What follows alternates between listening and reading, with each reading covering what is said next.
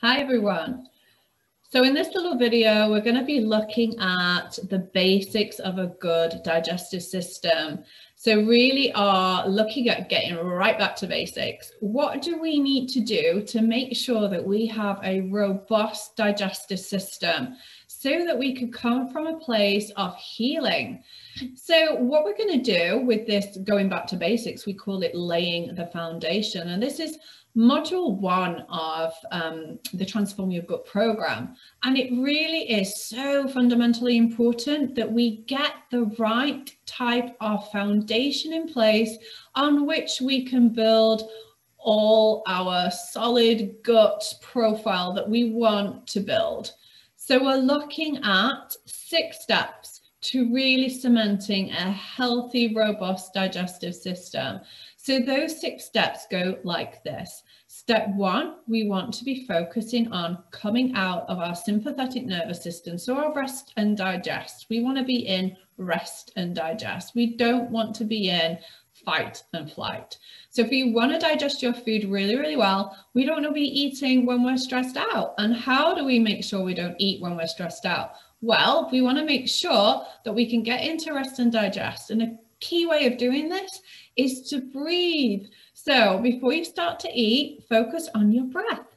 Breathe in for 3 and out for 6. Feel the whole body calming down. We really want to make sure that we are engaging our rest and digest. So do this, do it a few rounds until you can feel a lot calmer.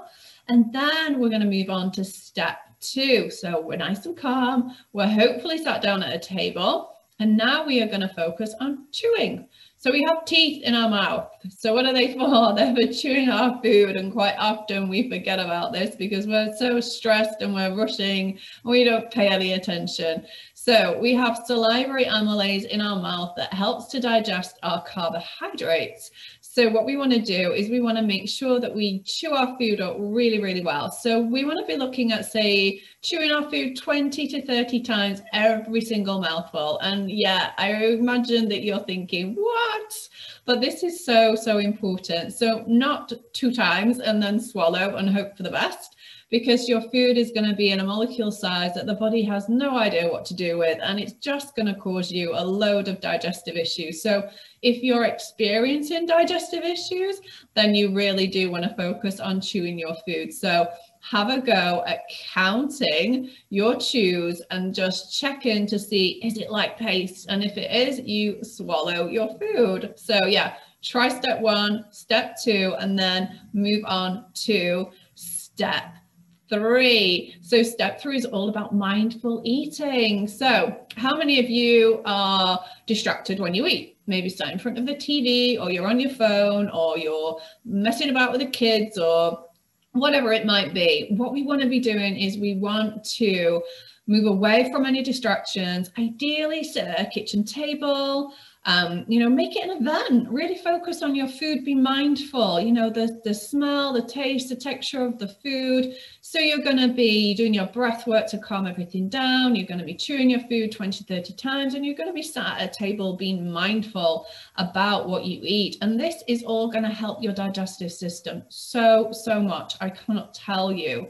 And then what we also want to be looking at, or not ever doing, should I say. So step 4 is all about not overeating. So a lot of the time what we do, maybe we've gone all day without eating and we're so hungry. So what do? We end up like race eating way too much because we've not even let the brain engage with the digestive system to say, actually, I'm full. I don't need to eat anymore. So overeating is just the worst thing in the world for our digestive system. It's really a bad idea for our health in general. And I think one of the ways to prevent this from happening is to not go so long without food, although it is really great to fast, and I fast on a regular basis. But if you're not used to fasting and you're finding that going long periods of time even without food is actually causing you then to overeat because you're so starving you can't control yourself, then don't go so long. Have a little snack in between, or if it's just been one of those crazy days and work's just been mental and you just haven't had breakfast because you didn't have time, and then you didn't get a lunch because you were so busy, and you get home and you find yourself absolutely famished, then have some soup. Have soup ready. Ideally chilled, or homemade is even better, but you know, worst case scenario, you've got a tin, get it out, get it in the pan, have some soup before you start, and hopefully that will just take the edge off. And then after that, we're going to come on to step 5. So you have done step 1, you have calmed yourself down with your breath work, you are focused on chewing your food thoroughly, you sat at a table, so you're eating mindfully, and you're focused on not overeating, which is going to be so good for your whole system. And then what we also want to be doing is looking at when we should be drinking. So we want to make sure that we're super hydrated, because this is going to help with the absorption of nutrients into our cells, the release of toxins out of the cells. So this is really important. But what we don't want to do is we don't want to drink loads of fluids around our meals.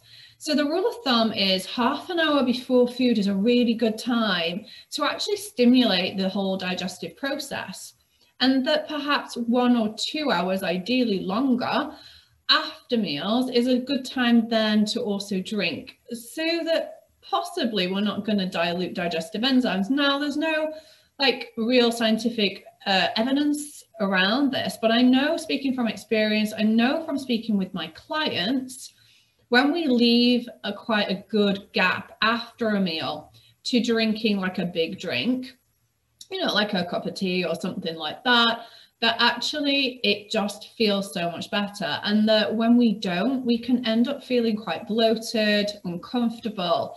And so kind of my thought process is, you know, maybe that's just either too much for the system, or that maybe it is diluting our enzymes and it's not really helping the whole process of digestion. So, you know, play around with it, see how it works for you. We're all really different, but the rule of thumb is half an hour before, and then ideally 2 hours, but I would say like no more than say 1 hour. So if you're going to have, you know, a decent sized drink, I would leave it an hour after eating. Now, if you want to have sips of water throughout your meal, that's absolutely fine. I do, that's not a problem. It's more about the amounts. So having, you know, like a cup size or a glass size drink with your meal can be quite unhelpful. And I know I used to have a lot of problems with doing that. I used to think that it actually helped digestive system by having copious amounts of water with my food, but actually it just made me feel really bloated. So it wasn't really doing me any favors whatsoever.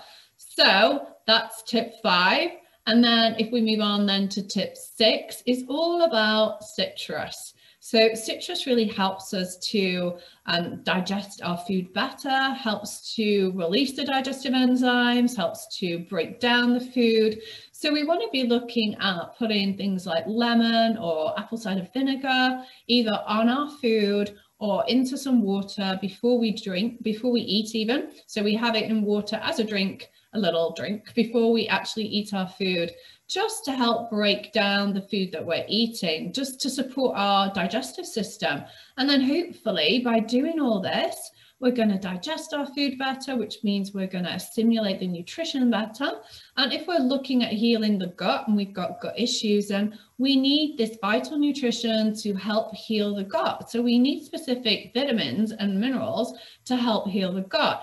And if we're not able to digest and then assimilate them through the system and then into the bloodstream that can then be delivered to every cell and organ in the body, then we are not going to come from a place of healing.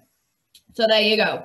My top 6 tips on how to build a really robust digestive system, because at the end of the day, we want that solid foundation from which to build. We would not look to put the roof on our house if we hadn't actually built the walls yet. Yeah, so it's the same kind of analogy. So if it feels overwhelming to do all 6 steps at once, it's a good idea just to start with step 1, nail it, get in a habit with it, and then move on and move on and move on, and just keep adding and just see the benefits this brings for you.